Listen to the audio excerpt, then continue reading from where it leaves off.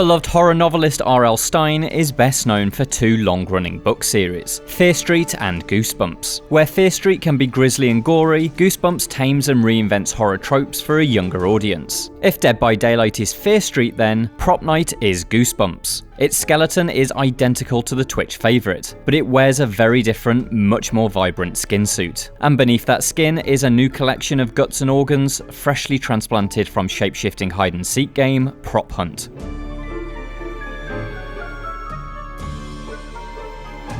Created by FNTASTIC, the developer behind upcoming zombie MMO The Day Before, Propnight is an asymmetric multiplayer game in which 4 teenage survivors must escape from a nightmare while being stalked by a player-controlled killer. Breaking free from this terror realm requires repairing 5 prop machines before time runs out, with each new device repaired further delaying an unsuccessful end to the match. Successfully repairing all 5 without being killed will open a set of doors through which everyone can escape to victory. I've played around a dozen matches and can safely say that if you're familiar with Dead by Daylight, much of Propnight will be second nature to you. Repairing the machines even has the same brilliantly tense quicktime events, which if failed cause the gears to sputter and explode, alerting the killer to your location.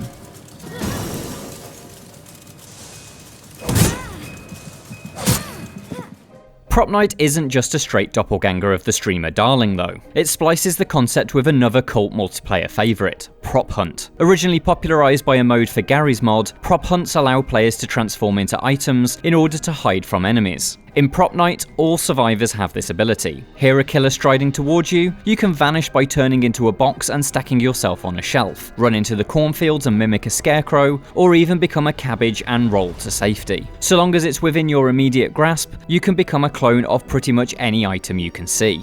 This small change has a huge effect on how Propnight plays compared to its apparent inspiration. Where Dead by Daylight is a tense game of cat and mouse, Propnight is a panic session of hide and seek. As a survivor, the learning curve demands you master how to effectively disguise yourself in the world, but the urgency provided by a match's time limit means you simply can't hide forever. You're also forced to return to your human form to repair the machines, a process that takes an achingly long time and so ratchets up the tension. While survivors do have their vulnerabilities, my initial impression is that their ability to transform into props is an outrageously powerful tool. They currently feel at a significant advantage over the killer thanks to the large amount of very small props. At least in the sole map I've been able to play, a classic American farm filled with cornfields and dusty barns, there are stones, soda bottles and hammers, all of which are top tier choices since they can be easily hidden in boxes or beneath shelves. Reducing the number of these props would dent the fun though, so I'd like to see FNTASTIC experiment with map design to find ways to balance out the near invisibility that comes with turning into a rock. Better sightlines across the map, be that through raised geography or windows and gaps, could go a long way to both aiding the killer and increasing the pace and tension of the game. In order to combat the prop system, each of the 4 playable killers has something in their ability set to help seek out survivors. The Keymaster, for instance, can temporarily place spectral eyes that highlight nearby teenagers. Meanwhile, the imposter can not only disguise themselves as props, something no other killer can do, but also as other survivors, allowing the wolf to hide among the sheep.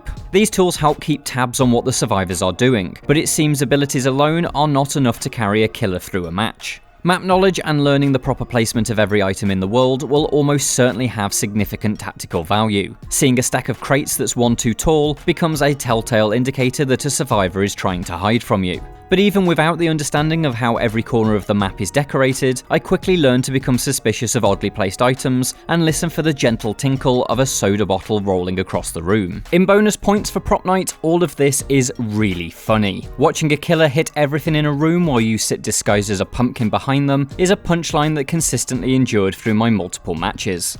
This is aided by an appealing visual style. The 4 different killers all look as if they just walked off the set of Buffy the Vampire Slayer, while the survivors include a Billie Eilish doppelganger that Epic Games could lift wholesale if she ever did a Fortnite concert. It's a style that scrubs away horror's usual grime, but retains a distinct sense of character. There's still a final girl, a confident jock, and a nun-like banshee ready to shriek until your eardrums burst. What I've seen so far of Propnight is already a solid proof of concept. With just 1 map and 4 killers, it has already demonstrated itself as a fun and humorous alternative to other, more grisly multiplayer horror games. And while at this stage it's probably impossible to knock its beloved progenitor from its perch, Dead by Daylight should probably start sleeping with an extra knife under its pillow.